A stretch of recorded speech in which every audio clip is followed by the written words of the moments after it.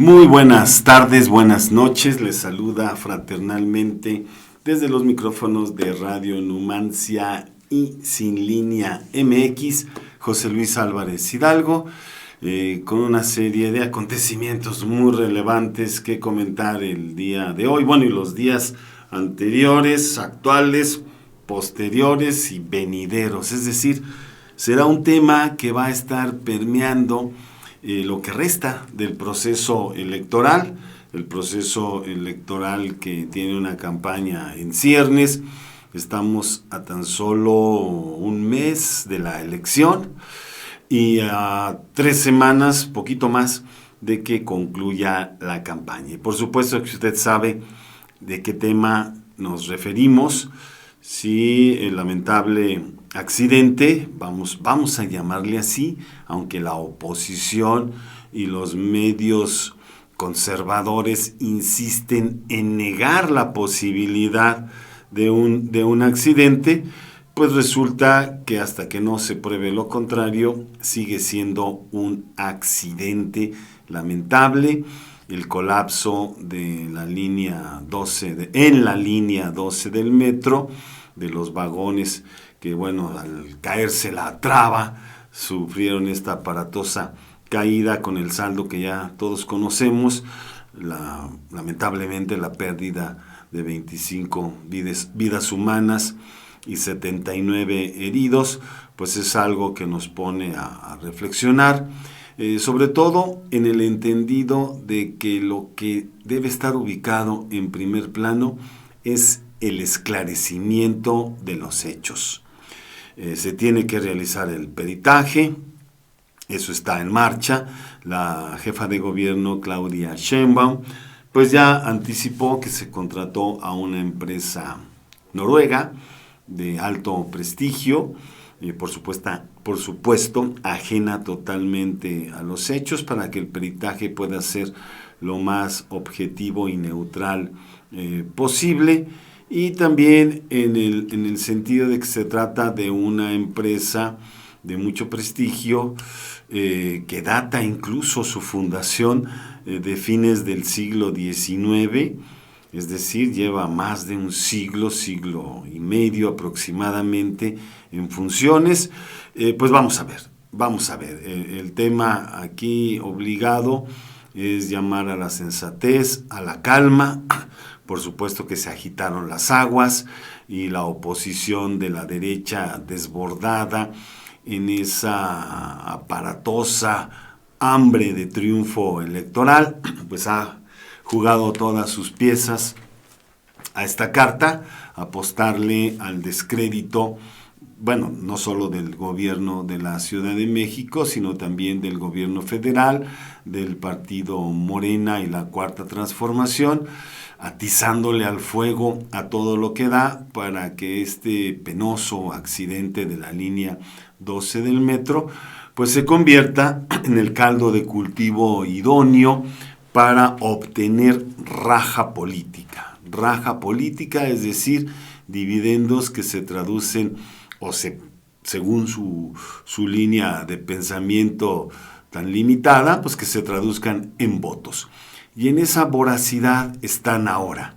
Quiero iniciar esta reflexión citando una caricatura, un cartón político de Hernández en el periódico La Jornada, del pasado miércoles 5 de mayo, en el cual el título de la columna es Preocupados, y vemos allí a dos personajes del Partido Acción Nacional, uno de ellos plenamente identificado, aunque no se dice, pues es Mauricio Doring, sí, que es asambleísta, lo fue en la actual Asamblea Legislativa del DF y pretende su reelección, y es de los personajes que siempre ha estado en estas encrucijadas.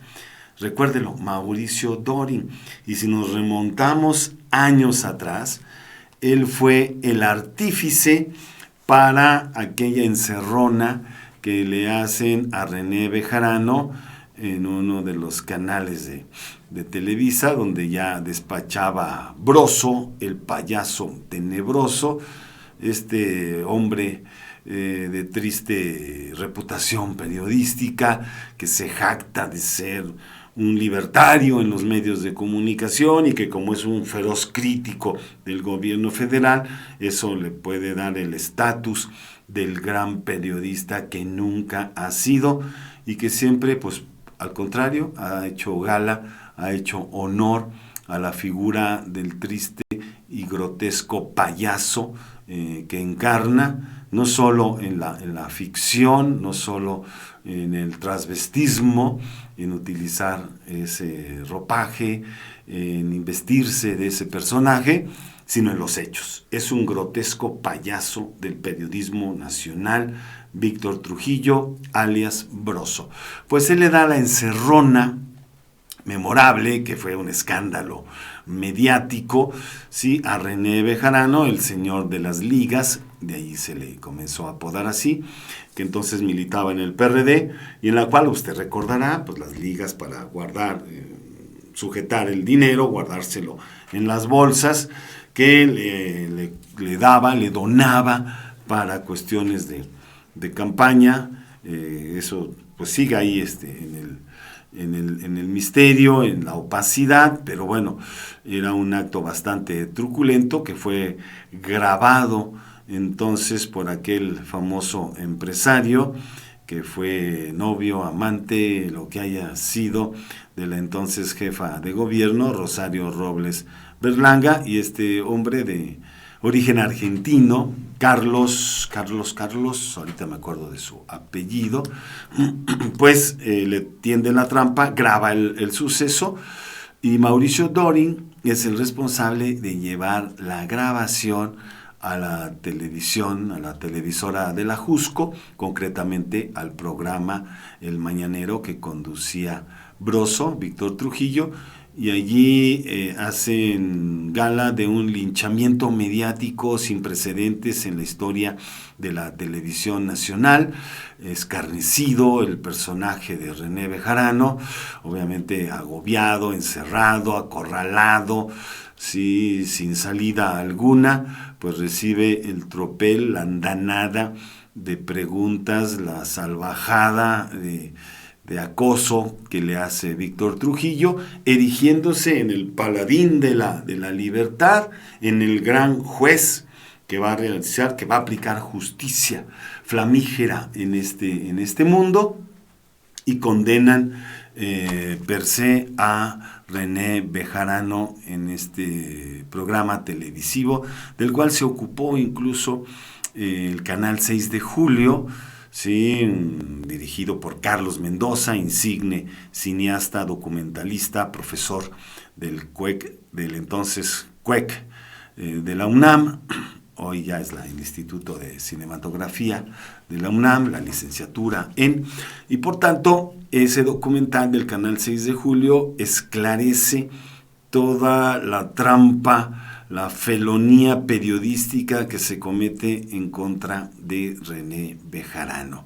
Que bueno, no lo estamos exculpando ni mucho menos, tuvo, digamos, que ver, obviamente, el haber cometido una cuestión bastante poco honorable con ese dinero que le fue entregado por el empresario y bueno, lo que no se merecía era el escarnio público en red nacional sin ser avisado con antelación. Allí la falta de ética periodística de un Víctor Trujillo pues salió a relucir el cobre. Estaba René Bejarano convocado para otra entrevista en un estudio cercano, se realiza la entrevista susodicha, pero luego manda por él. Víctor Trujillo le dice: vente de una vez, te entrevistamos en el noticiario aprovechando que estás aquí, y le tiende esa trampa infame. Lo demás es historia. Han pasado muchos años de aquel suceso. Lo que no cambian son las personas, lo que no cambian son estos políticos y periodistas envilecidos como Broso y como Mauricio Dorin, que está en la caricatura de Hernández como un personaje protagónico. Algo alcanzará a ver allí. Este es. Y por supuesto está el líder nacional del PAN, plenamente identificado, porque la caracterización que hace Hernández es cuasi perfecta, no le pone ningún otro nombre y apellido a los personajes, solo por su rostro, por su jeta, diríamos, se les identifica plenamente. Mauricio Dorin y Marco, el presidente de Acción Nacional. Entonces le dice, no he terminado de describir el cartón, le dice Mauricio Dorin a Marco Cortés, presidente del PAN: ¿ya sabemos el saldo del accidente en el metro? Y responde Marco Cortés: ¿los muertos? No, los votos, dice Mauricio Dorin. ¿Cuál es el saldo? Incluso frotándose las manos de manera canallesca, como esperando ya dar el golpe fratricida para obtener esa conquista electoral por la que están yendo. Están yendo en ese sentido, utilizando como botín político la muerte de estas 25 personas, de los 79 heridos, un saldo funesto, por supuesto, pero el que se lucre políticamente con este suceso es lo deleznable, vergonzoso de la derecha partidista, sobre todo esta derecha opositora, y estos medios de comunicación carroñeros, porque es lo que son buitres que están flotando encima de su víctima para dejarse caer a la menor provocación, y así lo han hecho. Y esto lo digo con datos, o sea, no pretendo ser insensible a la tragedia, ni mucho menos. Se trata de una tragedia, de un lamentable accidente, y ese accidente, insisto, hasta que el peritaje nos arroje otros resultados. No hubo un atentado, se habla de negligencia, ¿sí? O sea, no descartamos esa hipótesis, porque pues tiene una vieja historia, la línea dorada 12 del metro, ¿sí? Una añeja historia desde aquel gobierno de la Ciudad de México encabezado por Marcelo Ebrard, y que bueno, ya al último minuto de su administración, pues decide inaugurarla para, bueno, jalarse el cuello y decir, pues ya la hicimos. Sin embargo, había todavía muchas cuestiones oscuras en ese proyecto que tendrán que investigarse. Ahora también se le atribuye responsabilidad a Claudia Sheinbaum, actual jefa de gobierno. Se habla que por la cuestión de la austeridad republicana, el no haber supervisado la obra continuamente, no atender los reclamos de la ciudadanía, de los expertos que ya vaticinaban este lamentable suceso. En fin, las hipótesis son muchas. No vamos a meter la mano al fuego por nadie. Incluso estamos plenamente conscientes del costo político que puede tener este suceso para Morena en las elecciones que se avecinan, y más allá, porque entonces están las elecciones presidenciales de 2024, y como usted bien lo sabe, Marcelo Ebrard es una de las figuras prominentes, uno de los candidatos naturales, digámoslo así, para suceder a López Obrador. Y lo mismo la jefa de gobierno, Claudia Sheinbaum, que también podría quedar embarrada en este asunto si no se esclarecen a fondo los hechos y se deslindan responsabilidades, caiga quien caiga. Así lo dijo Sheinbaum, y creemos que va a ser así. Y un personaje que está en medio y al que no se ha focalizado lo suficiente, y ahí sí queremos poner el dedo en el renglón, pues es ni más ni menos que Miguel Mancera, ex jefe de gobierno, también inmediatamente posterior a la gestión de Marcelo Ebrard, y también, antecedió a los siguientes gobiernos, pero tuvo en sus manos también la solución del problema y gastó todos sus cartuchos. Mancera, sí, el flamante ahora candidato a senador, a diputado federal por el Partido Acción Nacional. Ya ni siquiera el PRD lo quiso en sus filas.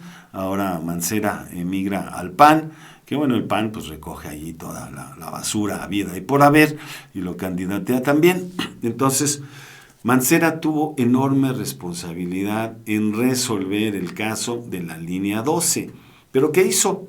Se empecinó en una guerra política sin cuartel en contra de Marcelo Ebrard para criminalizarlo políticamente, de lo que todavía no era, todavía no acontecía, pero que ahora vemos que se consuma con esta tragedia. Y sin embargo, Mancera, en vez de resolver el problema estructural de la línea 12 del metro, que si bien pudo haber argumentado que así se la heredó Ebrard y bla, bla, bla, ya no sabemos la monserga, pues no, se dedicó a estar golpeando políticamente a Ebrard.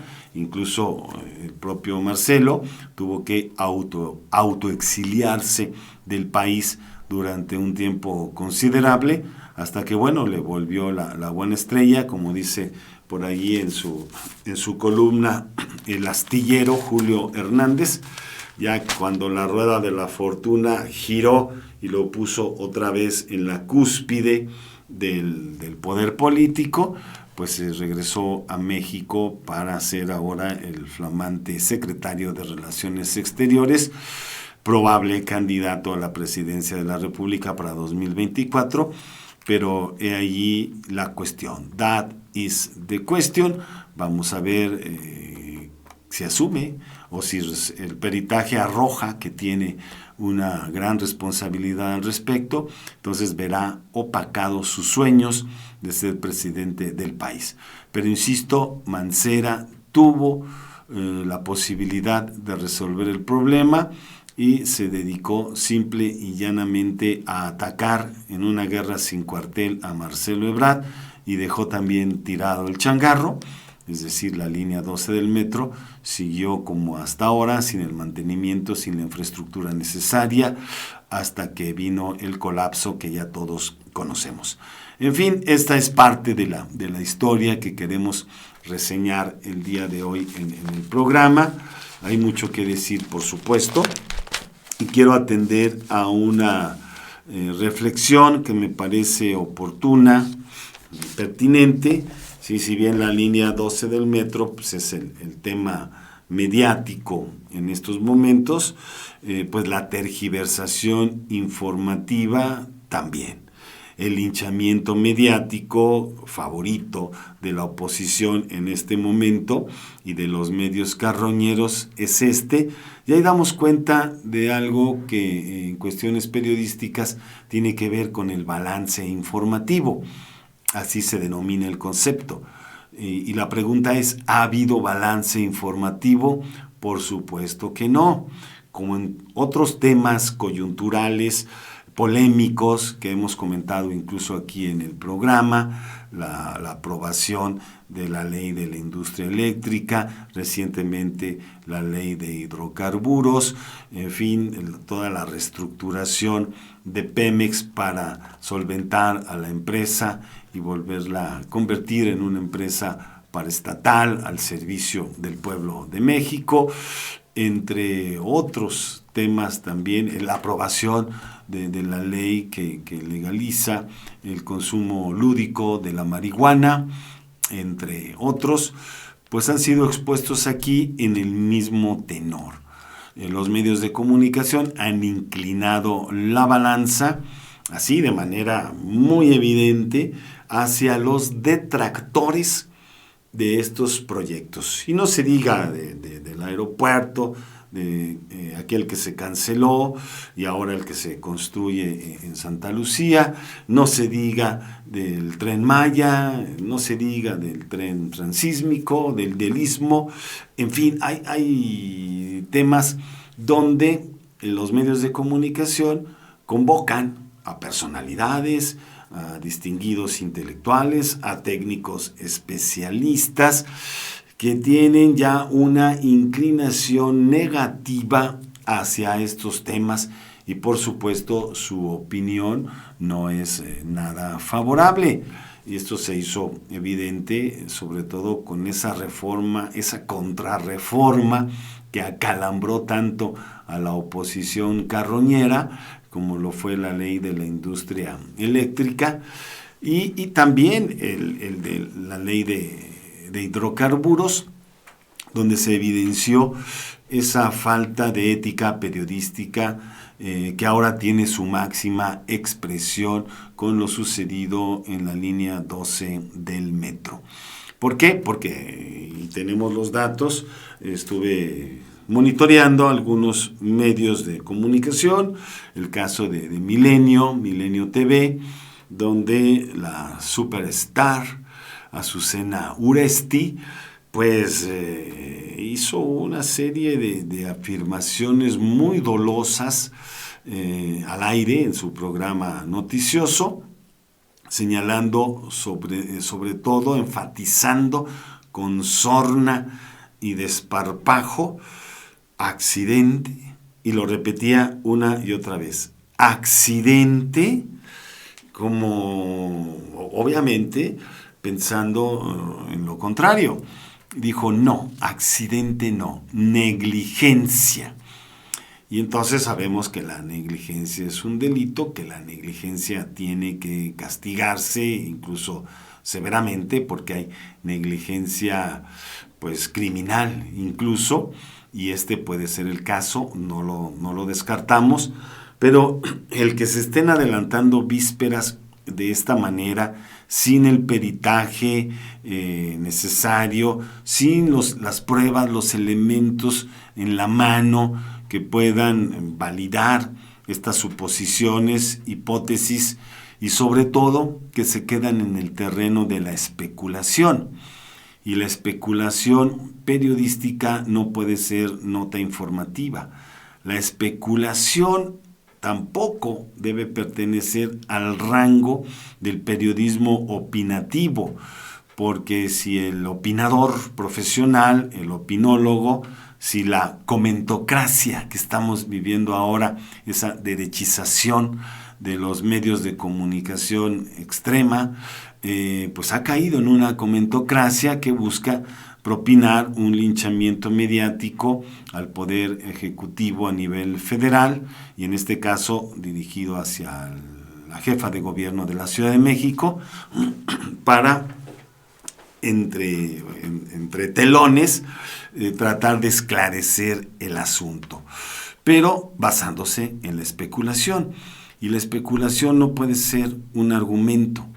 Si se planteara una hipótesis científica, bueno, pasa, porque entonces estamos hablando en otro orden de ideas, donde ya el método científico entra a colación, y entonces vamos a realizar la investigación periodística pertinente con base en las hipótesis planteadas para corroborar el suceso, pero no lanzar inmediatamente la piedra y esconder la mano para tratar de linchar a costa de lo que sea a los supuestos responsables, que ya figura en primer plano Marcelo Ebrard y en un segundo plano Claudia Sheinbaum, y en el inter, y que va a ocupar por supuesto un primerísimo plano, el compañero presidente Andrés Manuel López Obrador, quien ya en sendas conferencias mañaneras ha manifestado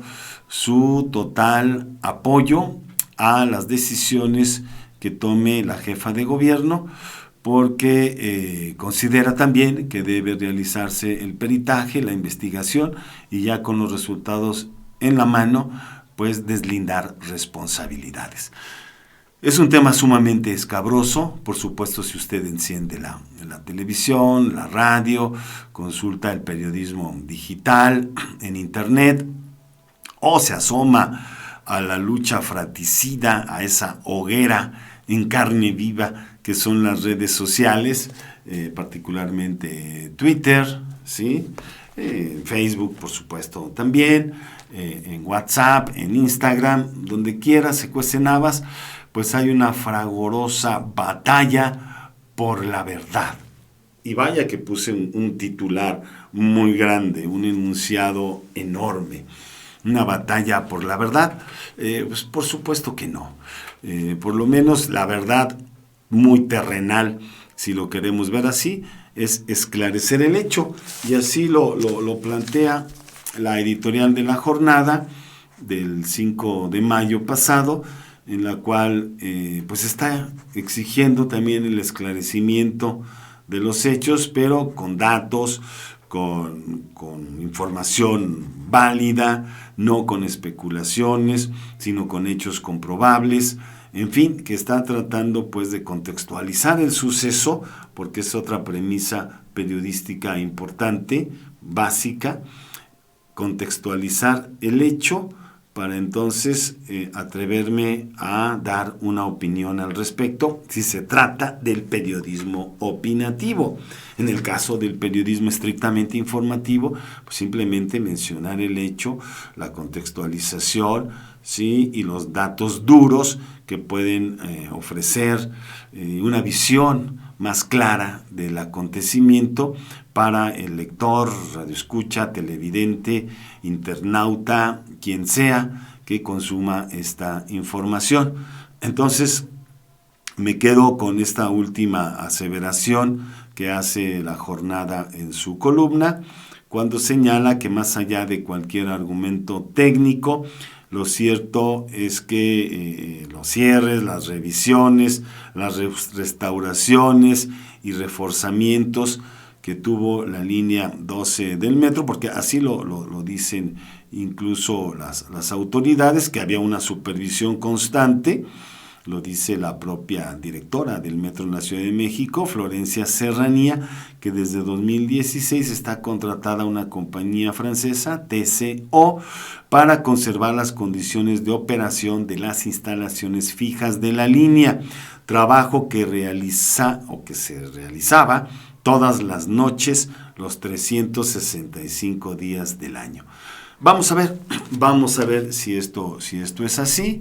No adelantemos vísperas, porque incluso la jefa de gobierno pues no solicitó la renuncia, a pesar de la presión mediática tan intensa, que incluso en las conferencias de prensa de Claudia Sheinbaum pues se le iban a la yugular con todo y pedían la cabeza de la directora del metro, Florencia Serranía, y ella les puso un estate quieto. Esa decisión no la he tomado, ella permanece al frente del metro y vamos a ver si le da resultado, pero lo que hizo fue un acto pues de posicionamiento muy claro, con mucha seguridad. Son decisiones que competen a la jefa de gobierno y ella está consciente de pagar el costo político si acaso es una decisión errática, o de sostener a la directora del metro con todas las de la ley, segura de sus afirmaciones y de que todo estuvo pues con la responsabilidad que meritaba el caso. Lo otro lo dirá el peritaje.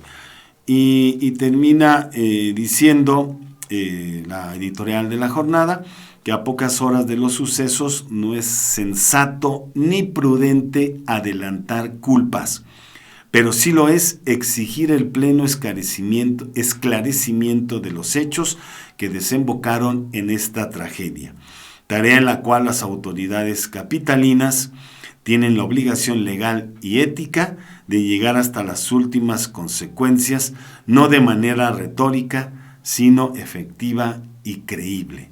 Y como lo dijo Sheinbaum, caiga quien caiga. Pues eso es, vamos a ver si esto realmente ocurre, ¿sí? Si vamos a tener esa posibilidad de saber exactamente qué pasó con esa tragedia tan lamentable. Perdón, aquí se activó este aparatito, ¿sí? Esta tragedia que todos lamentamos, pero que no puede convertirse en botín político, ¿sí? En ese voraz apetito de la oposición ultraderechista en nuestro país y la prensa carroñera, que bueno, quieren alimentarse del dolor ajeno, lucrando políticamente con ello. Estamos justo a la mitad del programa. Yo agradezco a Gerardo Fernández Saldaña, que nos envía saludos, sí, a Armando Rivas, que nos saluda. ¿Qué tal? Buenas noches. Bien dices, no se puede meter las manos por nadie. Efectivamente, no vamos a defender aquí ni a la mismísima Claudia Sheinbaum, ni a, por supuesto, a Marcelo Ebrard, ni mucho menos a Miguel Mancera, que son los dos jefes de gobierno directamente implicados en la línea 12 del metro, ¿sí? Gerardo nos aclara, Carlos Ahumada, efectivamente, gracias Gerardo, es Carlos Ahumada, aquel empresario que detendió también una trampa a René Bejarano, y ya sabemos aquel acontecimiento que ya comentamos largamente aquí en el programa. Pues bien, solo para concluir esta reflexión, quiero hacer un análisis un poco más sosegado del desbalance informativo. Hay equilibrio informativo cuando las dos partes en conflicto están siendo consultadas por los medios de comunicación para que el lector, el consumidor de estos mensajes, pues tenga la posibilidad de analizar ambas posturas y quedarse con aquella que le es más convincente. Y en ese sentido, bueno, pues no lo ha habido. Estamos manifestando nuestro desacuerdo con la cobertura informativa que ha tenido el suceso.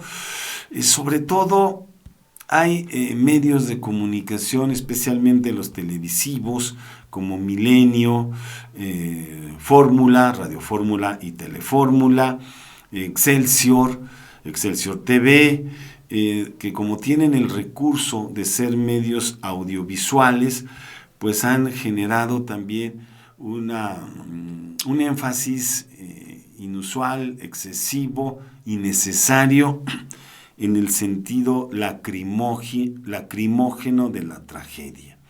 Es decir, han puesto el acento en el aspecto emocional, ¿sí? Han explotado a fondo la emotividad de las audiencias para sensibilizar a la población de la gravedad del caso y que entonces se implique a las autoridades y se corten cabezas, que esa ha sido la demanda de Acción Nacional. Todavía recordamos, y en este sentido quiero ser muy puntual, porque este evento de lo que algunos autores llaman el periodismo volátil, ¿sí? Es decir, aquel que pone su atención en no los hechos relevantes del suceso, sino aquellos que puedan ser, vamos a decirlo así, que puedan sensibilizar las fibras humanas de manera más aguda. Y este es el caso del chantaje sentimental que hubo por muchos medios de comunicación, del niño de 13 años que murió en la tragedia, Giovanni, de nombre Cristian Giovanni, ¿sí? Y que por supuesto es una desgracia, una pérdida irreparable, lamentable, por donde se le quiera ver, pero que los medios de comunicación explotaron con mucha habilidad, con habilidades comunicativas que mueven al melodrama, ¿sí? Y era estar focalizando a la abuela, a la madre, al momento en que buscaban desesperadamente a su hijo, ahí en las ruinas del metro.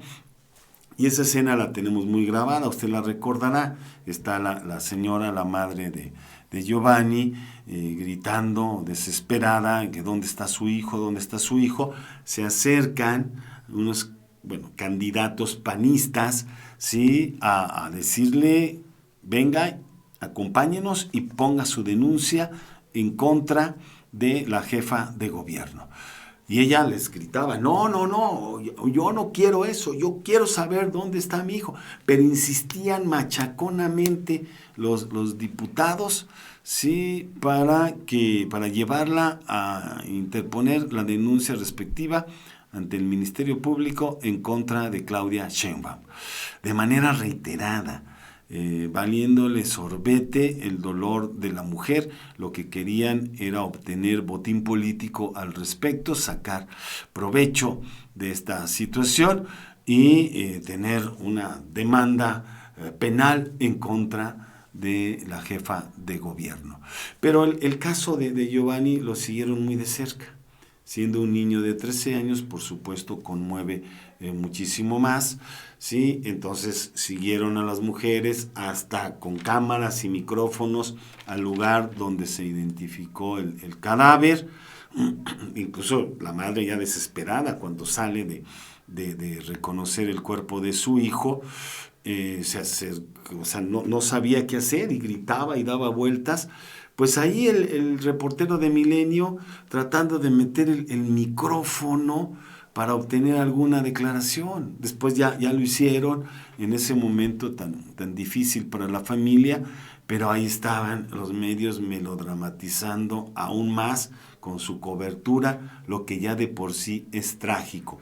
Y eso es lo que resulta innecesario, y eso es lo que estamos señalando con total énfasis.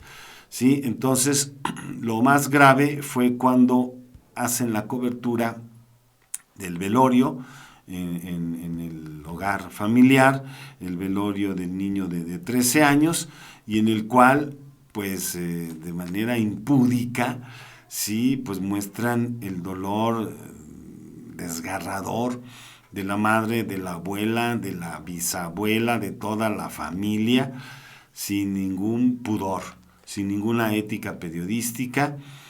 También entrevistaron a la bisabuela y le preguntaron hasta qué le gustaba prepararle de comer al niño.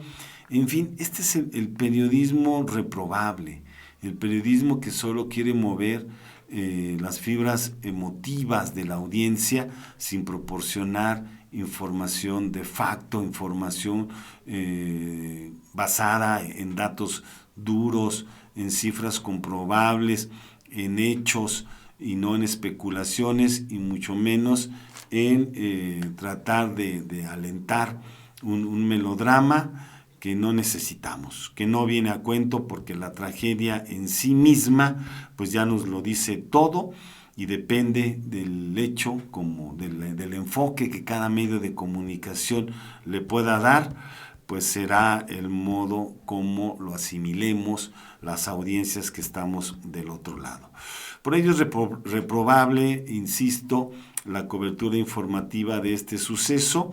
Ha habido pocos medios ecuánimes en ese sentido. He citado a uno, como lo es la Jornada, donde, si bien no quita el dedo del renglón y dice se tiene que realizar el peritaje, la investigación pertinente y responsable para esclarecer los hechos a como dé lugar, caiga quien caiga, pues ahí estamos totalmente de acuerdo. Pero de ahí a que comiencen a lanzar dardos envenenados, ¿sí?, a las figuras que destacan en este suceso, y pues habría que esperar y no caer, como dice la editorial, ¿sí?, en especulación ni en adelantar culpas. Entonces, si la situación se esclarece y se dan a conocer los nombres de los responsables, pues ni modo, tendrían que pagar ese daño inconmensurable que han provocado al pueblo de México, en caso de que haya sido la negligencia, ¿sí?, el meollo del asunto. Pero antes no podemos señalar con dedo de fuego a nadie. Sería muy poco ético hacerlo, así que estamos llamando a la sensatez, a la mesura, como lo hace también Julio Hernández, el astillero, ¿sí? Que bueno, dice que ahora sí que se ha centrado los señalamientos en Marcelo Ebrard, Claudia Sheinbaum, como segundo objetivo, y que bueno, esto el propio Marcelo Ebrard, usted lo vio, usted lo escuchó en la conferencia mañanera, dijo que él está dispuesto a ser convocado por las autoridades y que va a poner todo de su parte para esclarecer el suceso. Y vamos a ver, vamos a hacer, si eso le cuesta su carrera política y resulta que quedó implicado en el asunto, pues ni modo, tendrá que asumir esa responsabilidad. Quien sí, creo yo, no tendría que pagar el pato es Claudia Sheinbaum, a solo 2 años de su gestión. Difícilmente puede ser la única responsable del suceso. Está atrás de ella Miguel Mancera, ¿sí? Entonces, eso tendríamos que verlo más adelante. Y termina diciendo ya me quedé con el nombre de Claudia Sheinbaum, termina diciendo Julio Hernández en su columna Astillero que la muy lamentable muerte de estas 25 personas, las decenas, los 79 heridos, que todavía algunos están recluidos, están convalecientes en hospitales, sí, pues constituyen una severa llamada de atención a la larga fórmula de echarse la bolita unos a otros, lo cual pues ha sido siempre el cuento eterno, y además se ha incrementado el fundado temor, el fundado temor de los usuarios del metro ante la evidencia de la desatención institucional de denuncias y pruebas o indicios de fallas estructurales. Pero este temor también ha sido acicalado, ha sido empujado de manera muy notoria, exacerbado por los medios de comunicación convencionales y en Internet, por facciones antiobradoristas que están echando toda la leña al fuego para tratar de crucificar a Andrés Manuel López Obrador, a Sheinbaum y a Marcelo Ebrard, que son los que aparecen ahorita en el primer plano de las acusaciones infundadas, todavía no comprobadas, de esta pléyade de opositores y de prensa que está desaforadamente tratando de criminalizar aún sin tener las pruebas en la mano. Entonces, este es el panorama, un panorama que se va a complicar mientras no arroje resultados el peritaje, ¿sí? Y sobre todo en un momento tan difícil para nuestro país, no solo lo que hemos vivido y sobrevivido de la contingencia sanitaria por la pandemia del coronavirus, que nos ha colocado en una situación extraordinaria, sino también porque estamos justo en el momento más álgido de la campaña electoral, del proceso electoral más grande e importante en la historia política reciente de nuestro país, y que sin duda puede significar una encrucijada para el partido en el poder, si no se logra, como se le llama en teoría política, un control de daños efectivo, no falseando información, no haciendo simulacros de verdad, no haciendo pantomimas políticas, no realizando puestas en escena mediáticas, sino con el esclarecimiento de los hechos. Será lo único que podría orientar ahora sí que los derroteros de este proceso electoral, y que vuelvan a ser vientos que favorezcan a la 4T, porque de lo contrario se puede pues no solo descarrilar las candidaturas presidenciales de Claudia Sheinbaum, de un Marcelo Ebrard y anexos, sino también puede ser un golpe político electoral muy fuerte el 6 de junio si no se sale bien librado de esto.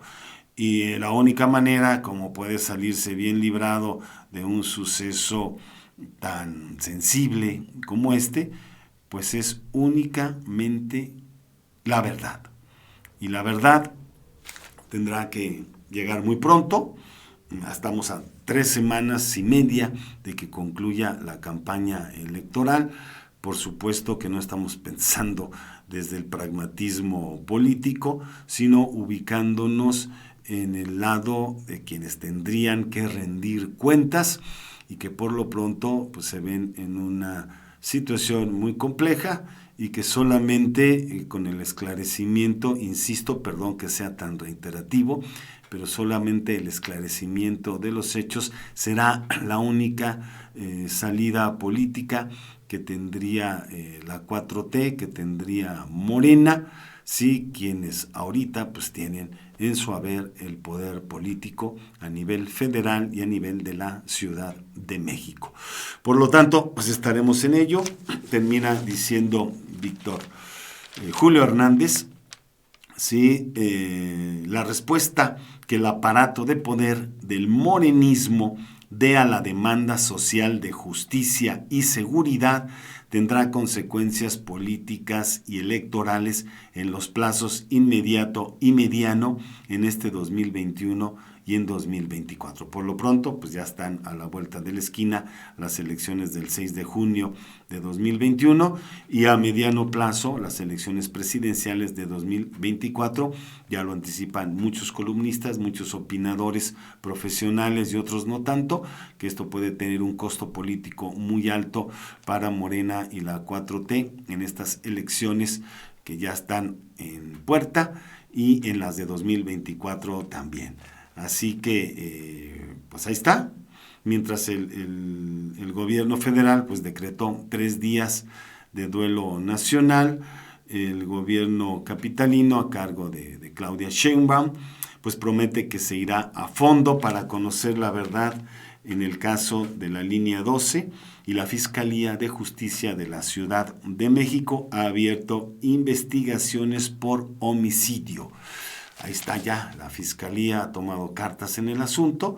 El que abra investigaciones por homicidio significa mucho, ¿sí? O sea, no es cualquier cosa, sí, va a tener una repercusión fuerte lo que se logre investigar, los resultados del peritaje, tanto la investigación de la propia Fiscalía como el peritaje que está realizando la empresa extranjera de origen noruego, para esclarecer la verdad lo más pronto posible.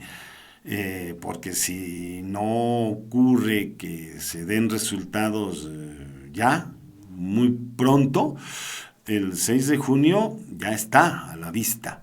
Y entonces allí podría tener un costo político importante porque los medios carroñeros, los periodistas que están enfocando todas sus baterías en ese linchamiento mediático en contra de la 4T y del partido Morena, pues no van a descansar, hasta tratar de enlodar lo más que se pueda, así sea con fake news, con mentiras, con especulaciones, con afirmaciones dolosas, con hechos no comprobados, en esa metralla mediática que están desatando de manera infame en todos los medios de comunicación y en redes sociales y en el periodismo digital, por internet, en la radio, la televisión, estas cabezas parlantes que, bueno, tratan de provocar ese golpe de estado mediático en contra del gobierno federal y ahora también del gobierno de la Ciudad de México.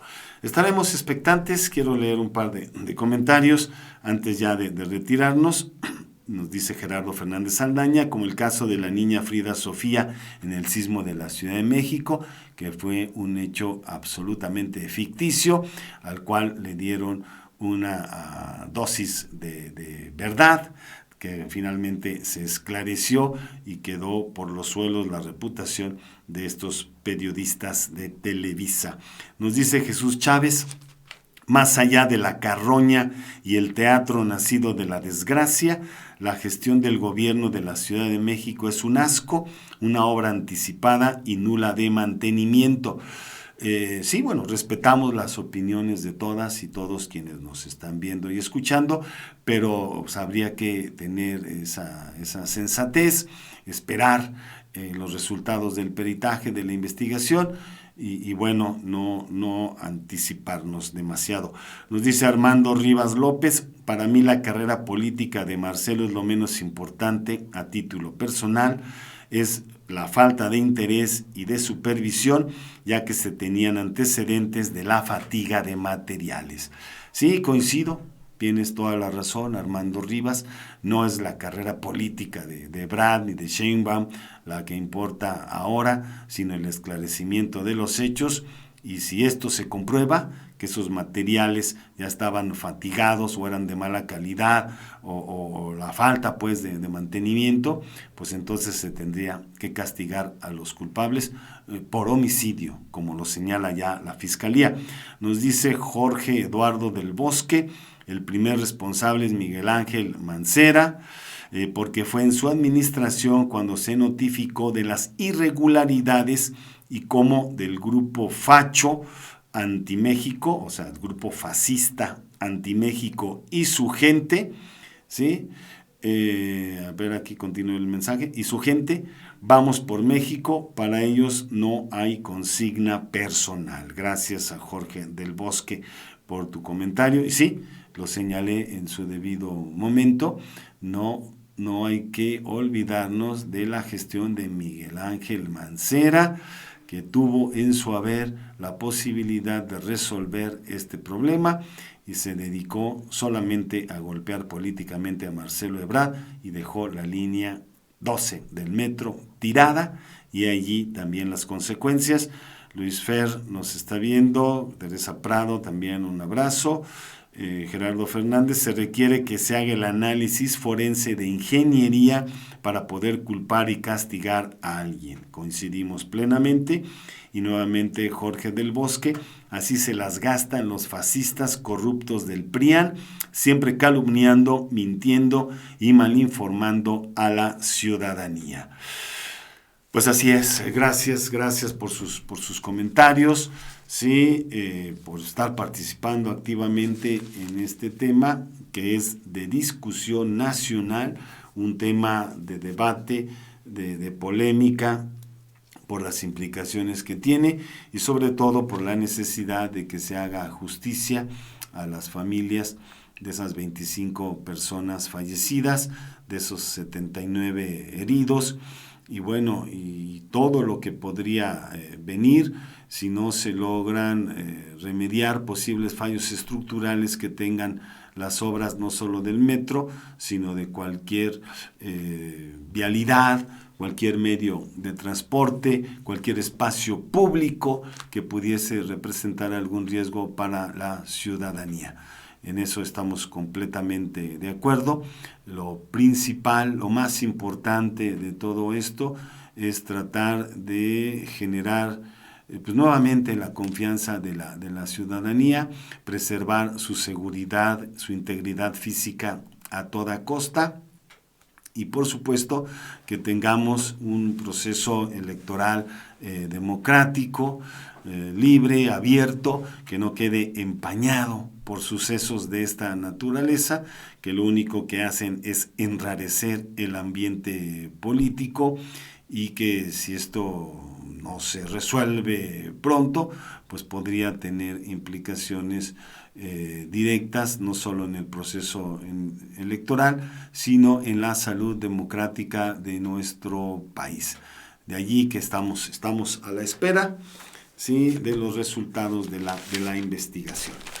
Bien, pues no me queda más que agradecer su atención, el haber permanecido con nosotros durante estos 50 minutos aquí en su programa El Surco e invitarles a sintonizarnos nuevamente el próximo jueves a las 8 de la noche aquí en Radio Numancia, próximo jueves 13 de mayo, 8 en punto en Radio Numancia y a las 11 de la noche todos los viernes en Sin Línea MX para que sigamos abordando temas de interés nacional y que tienen profundas implicaciones para el bienestar de la sociedad mexicana en su conjunto y para la evolución democrática de nuestro país. Son temas muy sensibles que por supuesto no podemos obviar y tenemos que analizar con el rigor necesario,